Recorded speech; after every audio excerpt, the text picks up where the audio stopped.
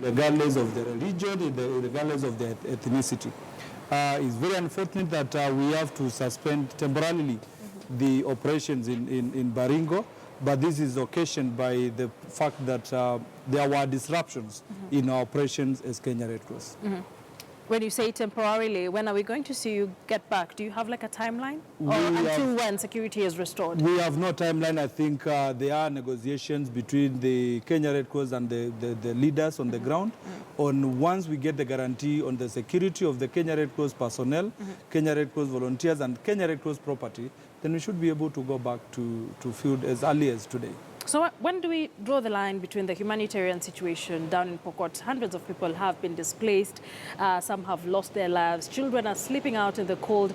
And what is happening? Does it put you in an awkward position? Actually, I may say, Annette, this is something that really puts us into a very, what we call a conundrum. Because here I was leading an operation on the ground and looking at the imperative humanitarian needs, seeing women and children go without food, seeing women and children without shelter. And I'm there now trying to provide that shelter, providing that health care, the need at the hour, and then we cannot be given access, we cannot be assured of our security. Then the question is, which comes first? Is it our security? Is it the humanitarian needs of the communities? And now that's where we come to a complex situation. But I'm sure there are discussions ongoing between the government, the local government, local leaders on the ground, Kenya Red Cross, and I'm sure our operations should be able to resume once this security is assured. The Deputy President has gone back there. Today he's trying to come up with ways that will calm the clashes. The Kenya Red Cross usually works on the ground. Do you think this is an entirely cattle rustling situation? Because some entities have said that politics could be involved. And on that note, he has commissioned 255 police reservists. Do you think this will make any difference? Basically, I think as Kenya Red Cross, other than responding to needs, we also do mitigation measures. Yes. And in this area, we have been heavily involved in peace negotiation and peacekeeping.